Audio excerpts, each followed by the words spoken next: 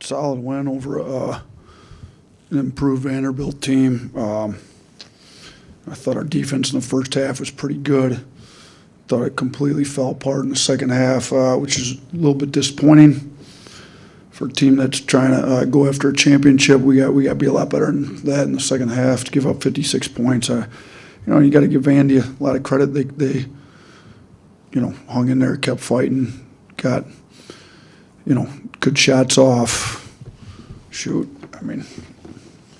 Nickel hit all of his threes in the second half. So we got to figure out our defense. It's not where we need it to be offensively. We did enough. Didn't shoot free throws as well as we'd have liked either. But huge game for Mo D again.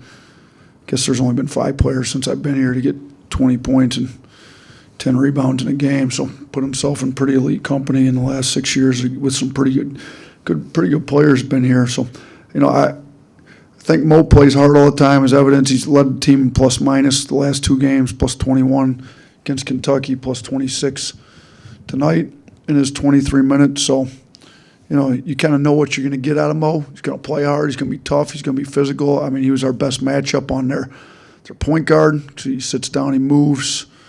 They've got some guys that can score. And I thought, Edwards ended up having 21, but Diabate did a pretty good job on him. Some of our other guys are going to have to pick up their defense for this team to be the level we want it to be at. So, we're off tomorrow. We play Saturday. When we come back on Thursday, some guys are going to have to decide how good they want to be, how much effort they want to give on a defensive end, because the effort we got in the second half is not going to win us any championships this year. But solid win. Some guys played well. We got a lot of scoring off the bench. I think most we've had all year. I thought Holloway was good. Holloway was plus 21 when he's in the game. If you look at all of our bench, to be honest with you, like Diabate plus 26, Holloway plus 21, Youngblood plus 17, Aiden Sherrill plus 12. Those are the only guys that have a double-digit positive plus minus. Our starters didn't get us off to a good start to start the game and didn't get us off to a very good start the second half either. So, we got to get some better leadership in the starting group to get us better starts to both halves moving forward. But really happy for Diabate. Really all 4 of those guys off the bench. Diabate and Holloway played great. I thought Aiden Sherrill gave us really good minutes, guarded well, got to the offensive boards. Him and Diabate were the only guys that had multiple offensive rebounds. So good effort from those 2, and I thought Holloway played extremely hard and played well as well. Yeah, Coach, Mark Sears reaching 2,500 career points. Just what does that say about his consistency on the offensive end? Yeah, in the offensive end, he's been as consistent a guy as I've probably ever coached. He's pretty much every game, no matter what ends up, how it starts, he ends up with 20 somehow. He's did it again tonight. He ends up with 21. So, when you're scoring about 20 every night out and you get as many games as he's played, I think he's the 82nd player in all Division I history with 2,500 career points. That puts him some pretty good company. So, congrats to Mark. I thought, he picked it up offensively for us there in the second half, put the ball in his hands late. When it got close, I don't even know what they cut it to. They cut it to 8. I thought it was 8. It was 8, right? It was 11. They hit the 3 to go to 8, correct? Thought once they got it cut to 8, I thought Sears from there kind of took over a lot. We put it in his hands, kind of set the high ball screen for him. He got downhill, made some good reads, had some assists, some buckets. He's a guy you can really trust on the offensive end to make sure we get good points. So it was 8. Mark said you kind of challenged the team this week in practice with a maturity test, and it was kind of up and down tonight in the game. Kind of how would you assess maybe that they did in that area tonight? A C, since I'm a teacher. The first, you give it like A- in the first half, and then they failed the second half. So what do you average out a failing grade and an A-, and you come up with a C, I guess. So first semester, second semester, we didn't really get a final exam. It's just, or first quarter, second quarter, whatever you want. But I thought I was disgusted with the second half defense, to be honest with you. But I thought we came out of the game with a way better attitude, playing hard. I think we held them to a .82 in the first half, and then it jumped up to a 1.3 in the second half. So .82 against a team like this, pretty good. So first 20 minutes I thought was great, and then I think it was a 1.3 in the second half, and that's terrible. You just discussed Holloway's shot tonight. It looked like he was on fire. I think he didn't miss a shot the whole first half. Where is his confidence with his shot right now? Pretty high. I think if you look at like SEC, go to the website, up until last game, he was number 1 in the conference in field goal percentage. I think there's a minimum he had to make at least 5 field goals made per game. So I hope this gets him back up over that. I don't know if this puts him back at number 1 again. But, I mean, he's shooting the ball extremely well. He's hitting that floater in the lane. He's making his threes. It's extremely hard for a guard to lead this good in field goal percentage. So kind of shows you his skill level, what he's capable of. Like I never want him to pass up an open three. I really don't even care how deep it is. I mean, it could be 26, 28 feet. I think it's going in every time. Those floaters he shoots in the lane, he's been really good with those. You know, he's got a pretty good finishing package at the rim. So his confidence is high, but I think part of it is he plays hard. I mean, you know, when you go to I think his effort on defense has been really good. I mean, you saw him strip the big. He got switched on to, who was it, Carey, I believe, the one play when he kind of stripped him there in the middle of paint. I mean, you know, at the half, I mean, he was leading our guards. I mean, he was at 6 blue-collar points. You know, Grant had 10. He's leading all the guards for the game. I think he ended up having 11, which is pretty good. I mean, Mo D won it with 17, and Holloway, it's a little harder for guards to get him sometimes at 11. He's in double digits. You know, we only had 3 guys, I think, 1, 2, 4.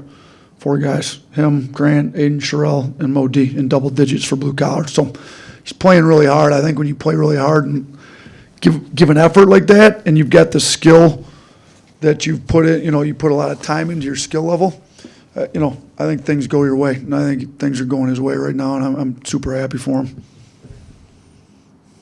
Yeah, more on Aiden. I mean, since he joined you guys this offseason and over these last 8 games when he's gone over 10 points 7 times, what would you say has changed most with his game? Is it a confidence thing? Is it something in his mechanics? What would you say that difference has been? Yeah, I definitely don't think it's anything his mechanics. I mean, when he came here, he was shooting as well as anybody I've seen. I mean, if you watch him and Sears, the two of them always come in and shoot together.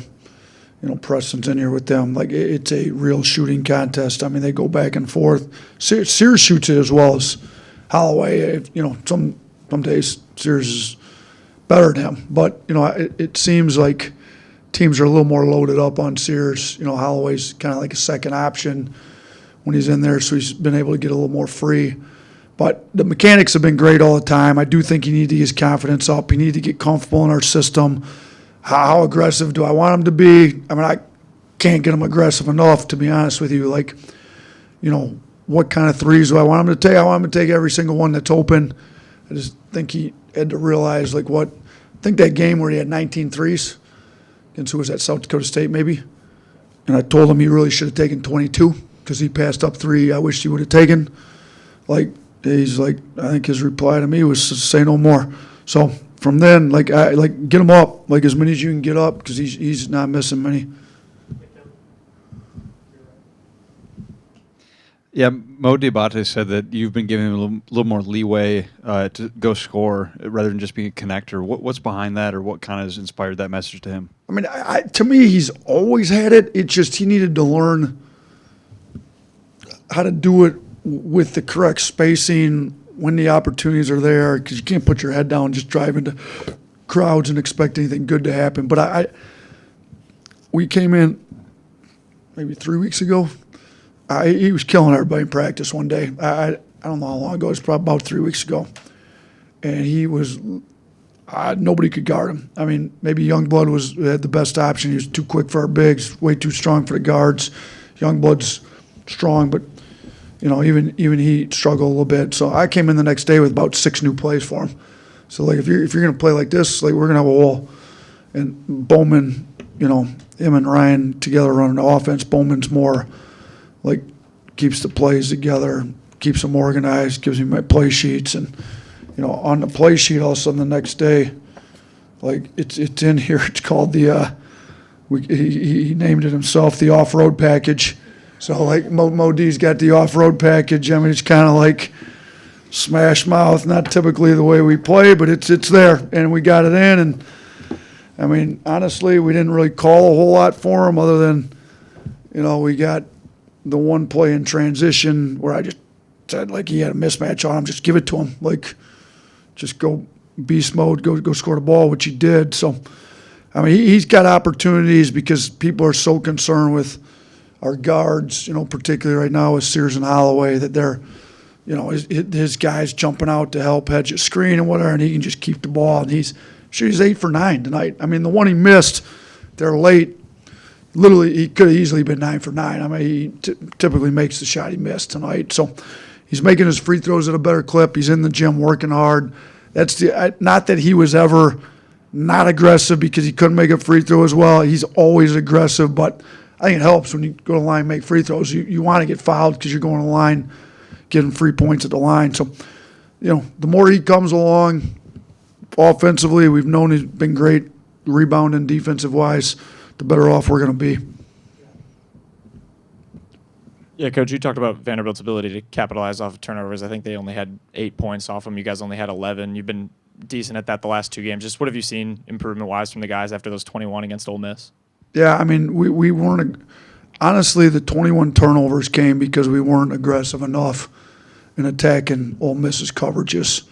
Our guards were super passive, coming off ball screens, putting no pressure on the defense in any of our pick and rolls.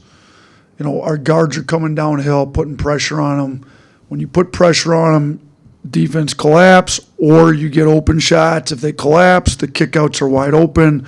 Ole Miss game, we put no pressure on them. They built out. They got steals on the build-outs because we didn't put any pressure. It's just, to me, with some intelligence, with a high IQ, we want you playing as aggressive as you can possibly play, and that's when we're playing our best basketball. Even tonight, I didn't think we put enough pressure on the pick and roll. Like when we finally started to in the second half, Cliff goes set more drags in transition. Guards come off trying to score. We got Cliff on some lobs. We got some, slip outs with Mo Diabate and some of that stuff. Like I think we've gotten our guards, and again, this is a lot of credit to Coach Pannone and Coach Bowman on the offensive side, but get more aggressive, put pressure on the defense, put pressure on the switch when they're switching. More aggressive, better spacing, keep them spaced out, so the help's got to come from further. Ball moves, I mean, there's some really good ball movement clips tonight, and make the rotations come from a long ways away, and I think it helps with the turnovers. And shoot, I think we had 3 charges called. I think 3 of those turnovers were that easily could have been blocks, and all of a sudden instead of 11 turnovers, we only have 8. So I thought live ball turnovers, we didn't have many. And the one I remember for sure, when Diabate turned it over there in the first half, Holloway came back and covered for him. Thought he did an unbelievable job. So, trying not to let them score points off. Turnovers, yeah, they had 8, we had 17. So we doubled them up in points off turnovers, and that's what they do best. They're leading the country coming in. So stuff we've been focused on, particularly on the offensive end, we've done a pretty good job of. Sticking with Cliff, what do you think is going to be for him to be able to reach his ceiling, and what were the conversations that you were having with him in the second half on the sidelines? Well, one, I wanted to make sure he was good because when he got that foul call on him, when Hogarth drove, Hogarth kind of got him with an elbow right in his rib, so he's having a hard time breathing, which makes you a little worried when they're having so we got him out. Doctor checked him out. Clark, our trainer, and then I want to make sure he was good still. Like, let's make sure you're healthy. So, other than that, like we got to get him to the old boards more. I mean, he only had 1 offensive rebound. Like, we've been on him to rebound. Diabate in a few more minutes tonight, he ended up playing more because he was playing well, but ends up with 10 rebounds. Cliff only had 3. Like, we're trying to get him to now. And he went the one time, pushed the guy 2 hands in his back. We got to do it without fouling. So, but we also wanted him to get into ball screens quicker in transition, get out with the way they were covering it. I thought we could have got him a lot more lobs if he was a little bit more aggressive to get into the ball screens and then sprint out of them. So, defensively, I thought he was pretty good. We need him to rebound more. We need him to play with more pace, more pressure on the rim as a roller and pick and rolls. That's the big areas we're trying to get him to improve on. Coach, back to Mark, just 2,500 points. This career that he's had at Alabama, how has it been for you to build this program with him? And what does he mean maybe 5 years down the road, what Mark's done here at Alabama? Listen, for a kid that's from the state of Alabama, that no high majors wanted him coming out of high school, ends up going to a good mid-major program at Ohio U. If you go back and actually look, I don't know, you guys all cover Alabama. He didn't. I think there was games at the beginning of his career at Ohio where he didn't play or played very few minutes. But I'm pretty sure if you go back and look, he didn't play his freshman year. So to have that and then to end up where he's currently at as a National Player of the Year candidate tells you everything you need to know about his work ethic. He didn't shoot it particularly well his freshman year at Ohio, even though once he got in the rotation, he played pretty well. But he didn't shoot it well. So between his freshman and sophomore year, he essentially locked himself in a gym, turned himself into a shooter. He's now one of the best shooters in the country, and that's through all hard work. So, I'm going to be talking about him for years down the road about what guys are capable of if they're willing to work hard, put the time in, and really do what you need to do. I mean, it takes a lot of work to be this good. So, you come in, he's going to be in tomorrow. It's an off day tomorrow. I guarantee you he's going to be in getting a shooting workout in. Every day he's in here, wants to go before practice, wants to go back in the afternoon. Sometimes he comes back even again in the evening. Like, for him to score 2,500 points, being from here, nobody wanted him at high school, doing what he did for his first 2 years at Ohio, and then coming back here and then having a career, even his first year here. We were number one overall seed in the NCAA tournament. He was our second leading scorer. I don't know if anybody expected him to be that good right out of the gate. Brandon Miller, second overall pick in the draft, been killing it in the NBA these last 2 years, was the leading scorer. Mark was our second leading scorer that year. So he came in immediately able to score. He's really progressed as a point guard. These games where, I'm not sure what he ended up with assists tonight. Yeah, he had 7 assists, 0 turnovers tonight. So he's had multiple games where he's had really high assist numbers, very low turnover numbers. His growth as a point guard and making the right reads, taking care of the ball, that's where he's grown the most this year. And I thought his effort on defense for the most part this year has been significantly better. I think we need him to lead.